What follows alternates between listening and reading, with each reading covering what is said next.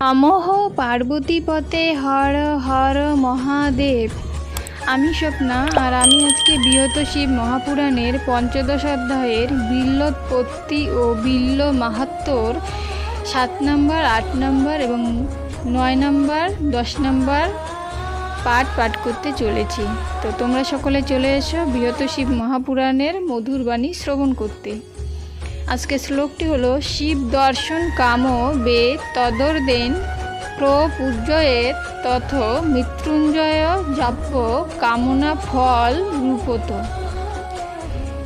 শ্লোকটির অনুবাদ আজকে ৭ নম্বর পাঠ থেকে পাঠ করতে চলেছি। তো অনুবাদটি হলো, ইচ্ছা বশে করো তুমি পুনশ্চ সংহার, কে বুঝিবে তব লীলা ও হে গুণাধার। শ্মশানে মশানে তুমি করো বিচরণ, ভস্ম মাখা তব অঙ্গ অতি সুশোভন। ভূতনাথ তব নাম ভূত অনুচর, কোটি তটে ব্যাঘ্র চর্ম তুমি দিগম্বর। দুঃখ হর ওহে হর করি নমস্কার, পুনঃ নতি করি চরণে তোমার। এই রূপে স্তব করে বৈকুণ্ঠ ঈশ্বরী, তবে অতি তুষ্ট হয়ে কহে ত্রিপুরারি। সন্তোষ লোভিনু মাত শতবেতে তোমার, বর চাহ ওগো দেবী নিকটে আমার। শিবের বচনে লক্ষ্মী কহে পুনরায়, ভক্তি ভরে নমস্কার জানাই তোমায়। ভাগ্যবশে লোভিলাম তোমার দর্শন, তবে আর কোন বরে আছে প্রয়োজন। এইমাত্র বর চাহি ওহে মহেশ্বর, তোমা প্রতি ভক্তি যেন থাকে নিরন্তর। তথাস্তু বলিয়া তবে দেব প্রঞ্চানন, কমলার ছিন্ন স্তন করিয়া গ্রহণ। আপন ত্রিশূল দ্বারা মৃত্তিকা ভিতরে, বপন করেন শিব আনন্দ অন্তরে। অতঃপর ত্রিলোচন দেব মহেশ্বর, তথা হতে অন্তর্হিত হলেন সত্য। স্তন পদ্মবীজ ভূমে হইয়া বপন, ক্রমে ক্রমে অঙ্কুরিত হইল তখন। অতঃপর বৃক্ষরূপ করিল ধারণ, অপূর্ব পবিত্র বৃক্ষ অতি বিমোহন। সেই স্থানে আসিলেন যতে কমর, ব্রহ্মা বিষ্ণু আসিলেন আর মহেশ্বর। আগমন করিলেন দেব পত্নীগণ, দেখিলেন মনোহর তরু বিমোহন। মৃদুল ত্রিপত্র শোভে অতি মনোহর, শ্রীয় তেজে দীপ্তমান অতীব সুন্দর।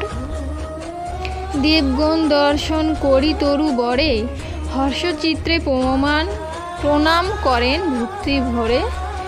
সবারে সম্বন্ধি পরে বৈকুণ্ঠ ঈশ্বর, কহিলেন শুনো শুনো অমর নিকর। মনোহর বিল্লবৃক্ষ করিছ দর্শন, ইহার যতেক নাম করহ শ্রবণ। মালুর শ্রীফল বিল্ল শিব তীর্থপদ, শাণ্ডিল্য শৈলুষ পুণ্য ও কমলচ্ছদ। ধূম্রাক্ষ প্রাপঘ্ন আর দেববাস জয়, ত্রিনয়ন শুক্লবর্ণ সংযমী বিজয়। শিবপ্রিয় শ্রাদ্ধ দেব বিষ্ণু আর বর, এই একবিংশ নাম ধরে তরুবর। মূল হতে শতধনু স্থান পরিমিত, পরম পবিত্র ক্ষেত্র জানিবে নিশ্চিত। ত্রিপত্র শোভিছে যাহা করিছ দর্শন, দেবত্রয় রূপী উহা শুনো দেবগণ। ঊর্ধ্বপত্র স্বয়ং শিব, বামপত্র বিধি, দক্ষিণ পত্রেতে আমি রহি নিরবধি। বিল্লপত্র স্পর্শ কিংবা লঙ্ঘিলে চরণ, আয়ু শেষ হয় তার রাখিবে স্মরণে। ও বিল্লপত্র স্পর্শ কিংবা লঙ্ঘিলে চরণে, আয়ু শেষ হয় তার রাখিবে স্মরণে। সকল কুসুম হতে শ্রেষ্ঠ বিল্লপত্র, ইহাতে পূজিলে শিব হন অতি প্রীত। বিল্লপত্রে গজাননে কিংবা দিবা করে, পূজা না করিবে কভু জানিবে অন্তরে। যথায় বিরাজ করে বিল্লের কানন, বারাণসী সম তাহা করহ শ্রবণ। যথারয়ে একমাত্র বিল্ল তরুবর, উমাসহ শিব তথা রহে নিরন্তর। বাটির ঈশান যদি বিল্ল তরু রয়, তথায় বিপদপাত কভু নাই হয়। জন্মিলে গৃহের পূর্বে গৃহী সুখী হয়, বিল্ল তরু দক্ষিণে না রাখে যম ভয়। বাটির বা বাড়ির হবে, বুঝতে পারছি না এটা। পশ্চিমে বিল্ল হইলে রোপিত, পুত্রবান হয় গৃহী জানিবে নিশ্চিত।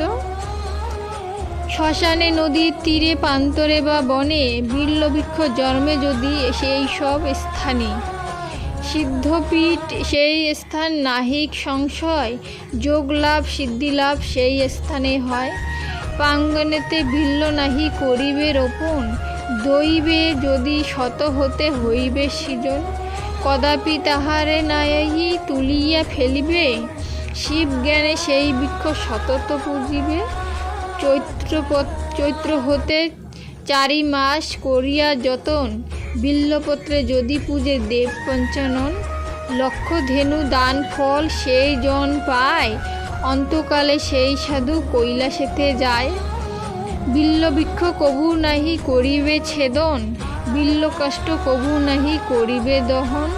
বিল্ল কাষ্ঠ কভু নাহি করিবে বিক্রয়, তাহাতে পাতক ভাগী হইবে নিশ্চয়। বিল্লের চন্দন যদি করয়ে ধারণ, সতত তাহার পাশে সমন দমন। বিল্লফল ধরাতলে হইলে পতিত, শিব তাহা নিঃশিরে ধরেন নিশ্চিত। চৈত্র হতে 4 মাস যতন করিয়ে, বিল্ল মূলে দিবে জল ভক্তিযুক্ত হয়ে।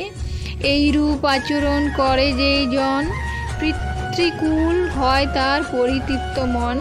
মন্ত্র করি বিল্লপত্র করিবে চয়ন, মন্ত্র করি বিল্লতল করিবে মার্জন। এই রূপে দেবগণে সম্বোধন করি, কহিলেন বিল্ল কথা জনার্দন হরি।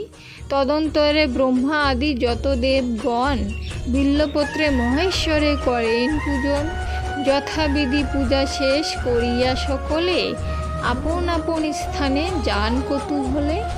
এই রূপে বিল্লবৃক্ষ হইল সৃজন, পরম পবিত্র বৃক্ষ বিদিত ভুবন। শিবের পরম প্রিয় বিল্ল দল হয়, পার্থিব অপর বস্তু এত প্রিয় নয়। বিল্লের প্রসাদে মুক্তি লভে সাধু নর, ইহার সমান নাহি তিলক ভিতর। ভবডর কাটিবারে যদি চাহে মন, একান্ত অন্তরে লও শিবের শরণ। শ্রী শিবপুরাণ রচে মহামুনি ব্যাস, পাঠ বা শ্রবণে হয় অধর্ম বিনাশ। জ্ঞান সংহিতার 15 অধ্যায়ে বিল্লোৎপত্তি বা বিল্ল মাহাত্ম্য কথন এখানেই সমাপ্ত হলো। আজকে বৃহৎ শিব মহাপুরাণের 15 অধ্যায় সমাপ্ত হলো। আর এর পরদিন থেকে ষোড়শ অধ্যায় শুরু করব। তো আজকে এখানেই সমাপ্ত করছি। সকলেই চেষ্টা করবেন 15 অধ্যায়ের এই বিল্ল মাহাত্ম্য কথন শ্রবণ করার বা শিব পুরাণ পাঠ করার। তো আজকে এখানেই সমাপ্ত করছি। সকলে ভালো থাকবেন। ধন্যবাদ।